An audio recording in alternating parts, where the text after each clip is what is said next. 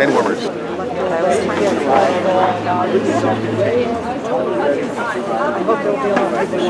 All risk, no reward. I'm going to say no eminent domain. You say for private gain. No eminent domain. For private gain. No eminent domain. For private gain. Protect it. Protect it. We stand with Standing Rock. We stand with Standing Rock. Water is life. Water is life. Water is life. Protect it. Water is life. Protect it. Water is life. Protect it. Water is life. Protect it. Water is life. Protect it. All risk. No reward. All risk. No reward. All risk. No reward. Water is life. Protect it. We don't want no dirty pockets. Listen to the people talking. We don't want no dirty pockets. Listen to the people talking. We don't want no dirty pockets. We don't want no dirty pockets. Hey, Obama. We don't want no pipeline drama. Hey, Obama. We don't want no pipeline drama. No. We stand with Standing Rock. We stand with Standing Rock. Water is life. Water is life.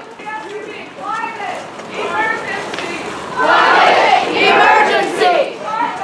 emergency. Climate emergency. We don't want it. Shut it down. We don't want it. Shut it down. We don't want it. Shut it down. We don't want it. Shut it down.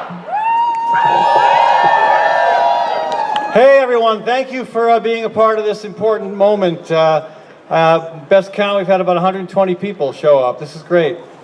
This is really cold stuff. This shows commitment, this shows concern, and it shows that we're standing with the folks who have been fighting this pipeline harder than anyone, the landowners and farmers who have gone to great trouble to protect their land, to protect their water, protect their rights. And they had their day in court today, and we'll see how that comes out. And we want to make it clear that however it comes out, we're here to continue to stand with them and to fight with them. Fight for them. There we go. And we're going to try to keep this moving because it is cold. Anybody notice that? Yeah. There are hand warmers. Where's Fernando, about to become the most popular guy here? He has hand warmers. Somewhere around here is a guy with hand warmers. Anyway, we're going to talk to a few of the landowners first. Is Steve Hickenbottom here? Steve Hickenbottom has property down in Jefferson County, and I'd like to invite Steve up to the podium for a few thoughts. Steve.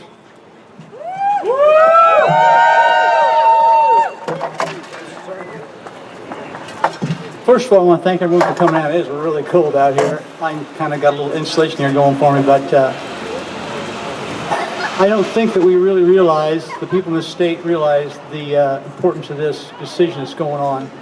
This is bigger than the pipeline. That's right. This is a matter of taking our rights away from us as a citizen.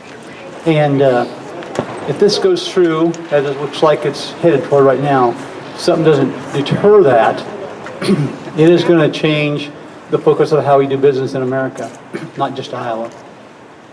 There are so many violations that have been not addressed. Iowa Utility Board set rules they didn't follow through to make them live up to. They are, on my place, they weren't supposed to put dirt back on it when it was frozen. The dirt was frozen when they top dressed. That ain't right. And there's no way they could get it done without that way. I mean, just as soon as the soil's on there, because they jammed through so fast. The one thing I think that maybe needs to be explained a little bit, and that is the people that put the pipeline in, actually put the pipeline in, they got hired to do a job. They just come in there and do their job. Dakota Access is the problem. They didn't do their due diligence. They put these people in harm's way. They put our property in harm's way. They put your drinking water and soil in harm's way. We've got enough political people here that probably need to be accounted for that are not even here today. Senators, congressmen, governors, Iowa Utility Board. I can't believe it's gone this far that we have stooped to such a level to let a Texas oil company come through and gash our state. Before the case could be tried, I started protesting, or as Ed said, protecting. Since attending my first nonviolent training, I've been arrested twice, the second time on our own land. But one of the hardest parts for me was the total disrespect that Dakota Access showed for our land. They worked in pouring rain and buried debris as they worked. We dug up this smashed ring that they cut off from the end of their pipe after finding it buried with a metal detector. In closing, I'd like to say that my silver lining in this fight is the many passionate and dedicated people I have gotten to know. People like you who are here today doing your part to protect our environment and the rights of individual landowners.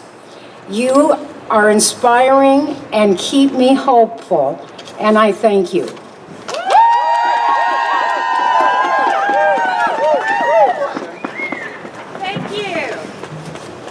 Thank you, Cindy. Yeah, landowners from all over the state are on this, folks. Steve from Wapello County, and Cindy from Calhoun County. And next we're going to hear from Dave Lohman from Story County. Dave, where are you? There he is. Dave. Dave.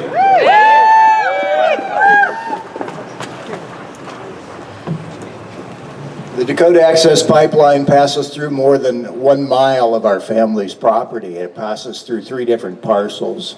And the economic effect on this passing through our land is literally up in the hundreds of thousands of dollars. And it is something that affects me, but it affects everybody, because our property is something that should be sacrosanct and should not be taken for private gain. I have nothing against Sunoco and Phillips 66 flourishing for a year or two, but beyond that, I think we need to move past the use of oil.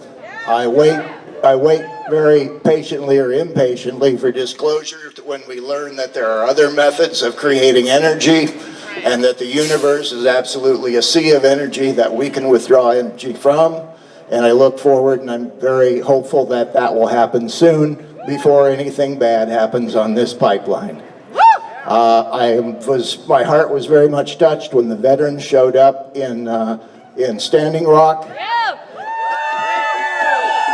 And I had to certainly offer to the people that endured lots of cold and are enduring it to this day in Standing Rock, Native Americans as well as the veterans. And I all think that they're heroes, and I think that you're all heroes as well.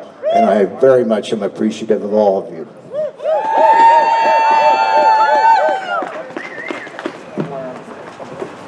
Kathy Holder, she and her family were originally targeted with the pipeline. I think Kathy scared them so much they moved it off her land, but not by much. It's just right next door. She's been a staunch fighter of this pipeline from Jasper County. Kathy, come on up. Kathy.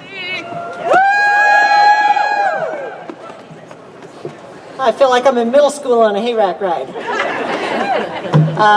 Gosh, it's good to see everybody. Yep, I'm Kathy. I live just west of Mingo in Jasper County, and the pipeline is buried right behind our house, down the hill from our backyard. So the point today is that the pipeline doesn't have to be in your backyard for this to affect you. I've been following a lot of discussions on Facebook and other social media sites, and a friend of mine had a big discussion going, and one of his friends said, I really don't think I can have an opinion about this because I don't have a dog in this fight. Poor people, we all have a dog in this fight. This court case, the outcome of this hearing is going to set the precedent for the use or abuse of eminent domain in Iowa for years to come. If this company can come in and say that they're providing a public necessity and convenience, think of who else could come for your land to do anything they wanted, saying, oh, well, it provides jobs and taxes, and let's say they're going to build a mall in your neighborhood and take a few blocks for that. They'll say, you'll eventually buy the kind of stuff that we're selling here, right? So it's needed. Would you buy it? Would you buy that? No, really? I mean, come on. Well, that's what Dakota Access has been doing since they came to Iowa, and our public officials are just eating it up. they are so easy to sell things to, obviously. So what we need to do is make sure that you know you've got a dog in this fight. Stand up, take every action that you can, and let's keep dogging the Iowa Utilities Board. Let's keep dogging our elected officials until we shut this pipeline down.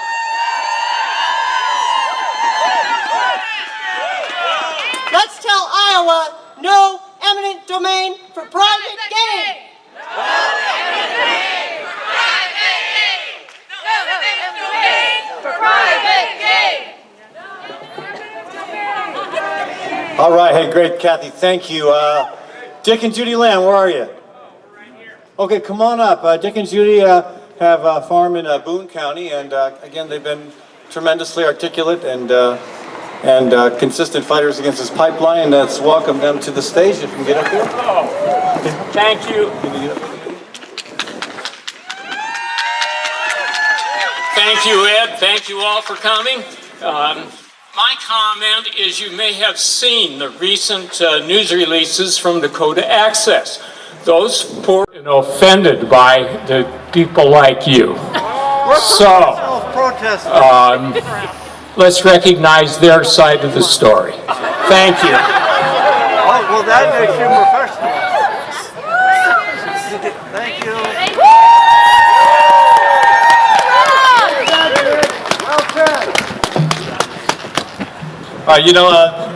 When this fight started here in Iowa over 2 years ago, we thought it was kind of us against the world. But then we discovered that, well, we have some great Native allies right here in Iowa, but the folks up in Standing Rock have done something incredible. It is historic. It goes well beyond this pipeline fight. It is absolutely amazing what's happening there. And I'm so honored to have some strong Native allies here in Iowa as well. And one of them, there may be a couple here today. Maybe more than a couple. I haven't been able to get to see everybody, but I know Christine Novus is here. Christine, come on up. Where are you? Are you warm? Again, if anybody needs hand warmers, they're here. Hand warmer guy, Fernando? Yeah, hand warmers. They also work in your feet, I hear? Yeah, they do. She's Where's right Christine? behind you, Ed. Come on up. Hi. Thank you. My name is Christine Novus. I grew up in Canada. My nation is the George Gordon Plains Cree Saulteaux First Nation in Saskatchewan. And I've been living in Iowa for 10 years. I've grown to love this state tremendously. I want to say something very quickly. Please do not refer to us as Indians if you don't mind. We are Native Americans, First Nations, and preferably please refer to us as our nation. We'd like that very much. Takes a little bit of education, but not too hard. Can I put this in? That's better. Okay, so I was asked here today to provide an Indigenous perspective on this pipeline and its effect in Iowa. And I was very happy to receive this invitation because our voice has never gotten into mainstream society as much as it is right now today. This is a very historical moment for Indigenous people everywhere, frankly. Amen. So we are now just beginning to recover from the genocide and the subsequent heavy period of colonization that occurred afterwards. But this seventh generation has embraced our past. And we are here to stand and fight for our mother. We are here to fight for our mother by heeding the words and actions of our ancestors, by practicing our traditions and cultures, and espousing the ideologies that our ancestors so tenaciously held on to. I've been told that we are allies here in Iowa, and we are allies to the landowners, to the farmers, to the organizations like the Sierra Club that have been fighting the pipeline here for over 2 years. And though I'm honored, very honored to stand alongside you all in this fight, and be an ally, to the people of this state. I cannot describe myself as an ally to our mother. For her, I am a steward, just like my brothers and sisters that have heard the call.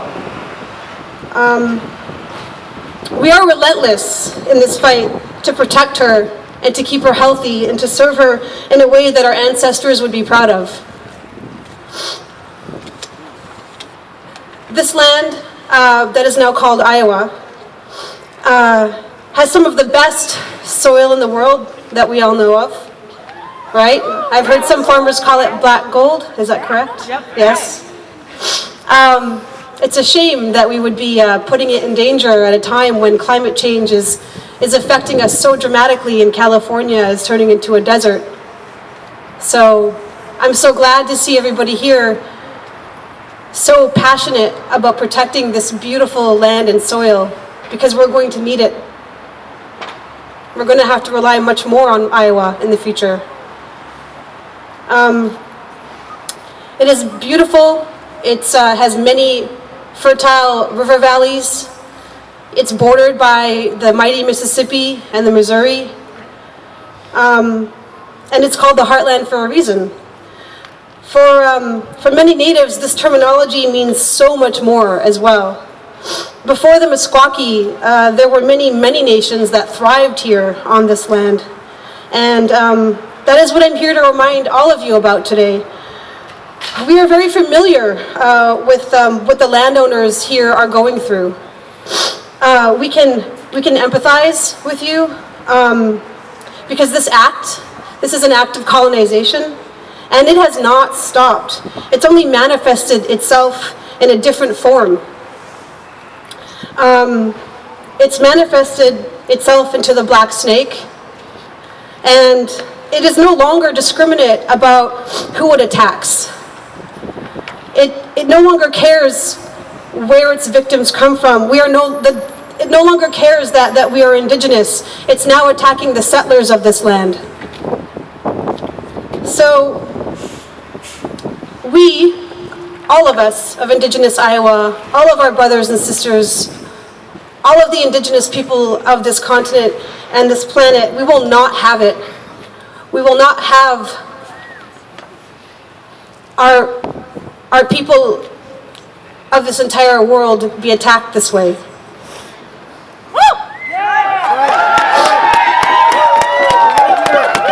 We will not let anybody else experience the atrocities that we went through. It's time to draw a line in the sand. So, like this shirt that I'm wearing, it seems pretty fierce, but we don't condone violence.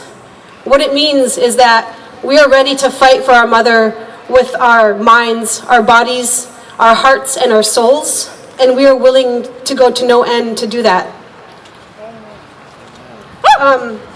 So what does this mean? What does it mean by going to no end? What does it mean to do that? I mean, it starts with an ideology. We want mainstream society to see mother the same way we do, as a relative. The Creator gave us everything we needed to survive, and we don't need to continue to hurt our mother just for profit. That's right. Most of the energy extraction being done on this planet is for profit. It perpetuates an antiquated or an outdated energy infrastructure just because it is still profitable. Everyone needs to wake up to this. Everyone. Every single person on this planet needs to wake up to this scary reality of what is happening to our mother. That's right. We need to look to the indigenous people of this planet who have been fighting this colonial mentality for hundreds of years now. We need to look to them now for answers. It's time to understand what in the United States and Canada and Mexico and South America for 500 years. It's time to think carefully about our choices, all of us individually, about our consumption habits, our investments, the way we travel, what we eat. And in this Iowa, we have boards and governing bodies that determine whether or not, how to protect our water and our land. This land is very valuable to us. How do we grow our minds and our children here without this land and this water that we use? Right. We don't have major teams here. We don't have NFL teams and stuff like that. What we do have are universities, Iowa State University, University of Iowa, University of Northern Iowa, Grinnell College. We have all these kind of colleges here. We grow the minds here. But when you contaminate the water, what does that do to the mind? Have you ever seen somebody, die from dehydration, how long it takes for their mind to go? That's at least 5 days. When you see a society on the brink of that kind of catastrophe, after we look at Flint, Michigan, to this day, Flint, Michigan still does not have safe, clean drinking water. Right. That is not acceptable to me. I do not want this here in my state of Iowa. When our water goes bad, because it's going to, there's already a company that's ready to come bring us drinking water for when it does go bad. There are ways of putting a safe pipeline in. This is the lowest bid that they took for this pipeline to go through. There were 2, 3 other ones that are more safe in this country to utilize and to use, but they chose the lowest one. That is not acceptable for us as United States citizens. And when we speak up about that, our right is violated for us using our First Amendment right to free speech, and the right to protest peacefully. And that's what we are doing in Cannibal, North Dakota. And that's what we will continue to do up there. No matter what anybody says, until this pipeline is stopped completely. And right now is a pushing point where we have to keep going forward with this movement, keep spreading the word, keep it on the forefront of everybody's mind about what's going on up there.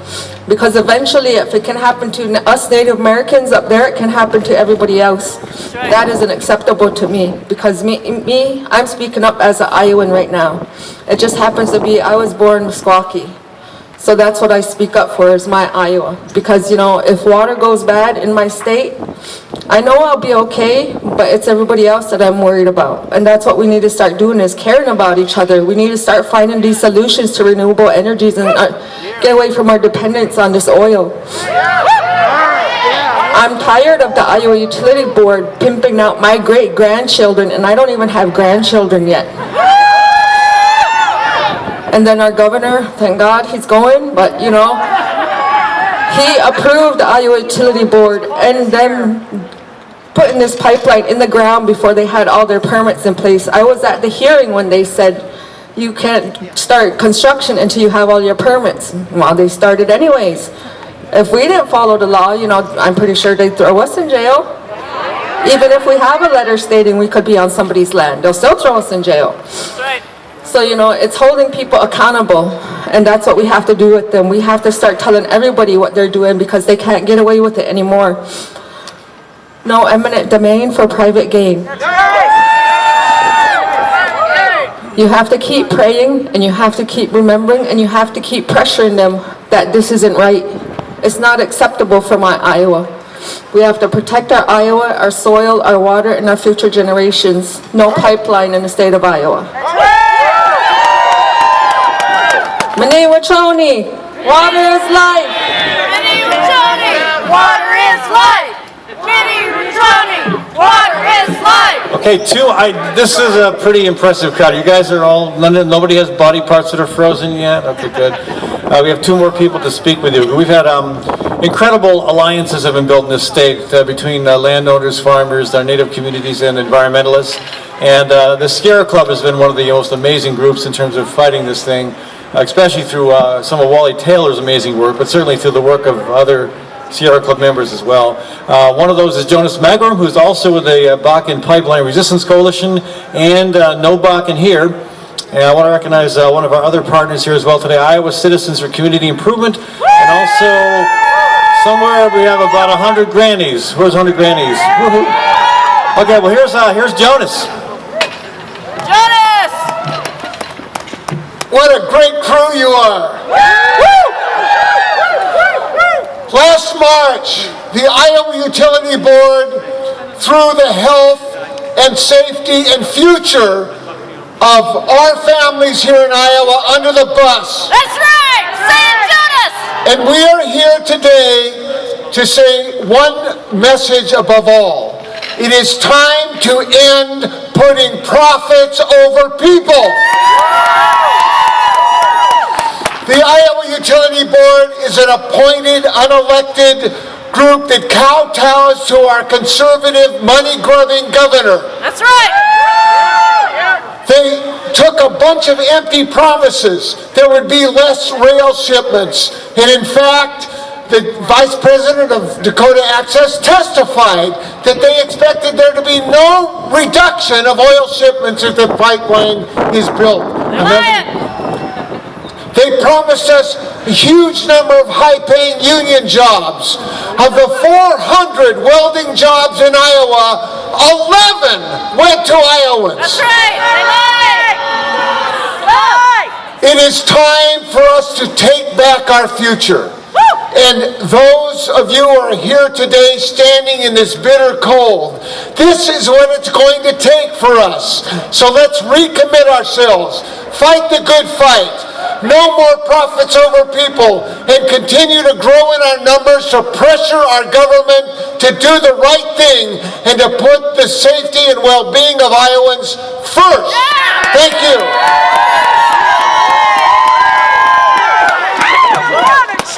Thank you, Jonas. All right, one more speaker. You know, we have not had a lot of political allies in Iowa. I want to recognize we've got a great mayor here in Des Moines who has been leading on climate change. We have Rob Hogue, State Senator Rob Hogue, who's now the minority leader. Been a great ally.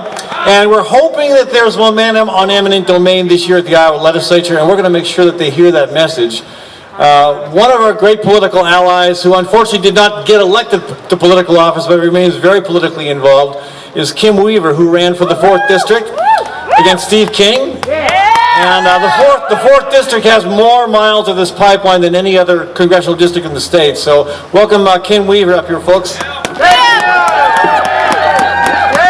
Yeah, I'm not as tall as you are. Thank you, everybody. I live in O'Brien County. I was born and raised in Des Moines. And on my way down here, I cross over the pipeline path no less than 7 times. And they were actually even working on Thanksgiving Day. They probably figured they better keep putting the pipes in the ground because you guys are working hard to stop it. When I ran for Congress against Steve King, I had a lot of people say to me, "You're brave." It had nothing to do with bravery, and everything to do with the fact that I was more afraid of us losing our voice than I was afraid of losing an election, because we have to stand up, because when we're silent, we definitely lose our voice, and that's what you guys are doing. I'm sure you've been told many times you can't stop the pipeline. Well, if you sit down and you sit back and you shut up, you know it's not going to happen. But you have to make sure you have a voice, and that's what you're doing here. And I'm so proud of all my friends who have gone to Standing Rock. I wasn't able to just donate some money to buy blankets, things like that. So anything anybody can do, if you can't go to Standing Rock, if you can't walk in a protest because you just can't do it, there's a lot of different ways that you can support the people who are protecting our water. So I'm not going to do a usual politician speech because that could go on forever. It is too darn cold for that. So thank you, everybody, for what you're doing, and keep your voice bold. Thank you. All right, again, thanks everyone for coming. I really appreciate all this effort here. There's been some amazing effort put into this too by, I want to recognize Green Corps. We've got Amanda here with Green Corps. We've got Flora back here with Green Corps. We've got Emma, and we've got Margaret. It's been this foursome that have really made a lot of, I'm guessing everybody here has had a phone call from at least one of them. Anyway, so again, yeah, thanks for coming. And again, this battle continues. This is an effort of continuing to build unity among our various coalitions, continuing to push our own comfort zone. I know people who had never been arrested before in their life who got arrested trying to stop this pipeline. I know people who've never written letters to the editor who've done that, who've never come to a rally before. We have to do everything we can across the spectrum of all the things that are available for us to try to make change in this country. And it's going to get even more challenging with the next administration coming in. So stay strong, stay united, and today, stay warm. Thank you.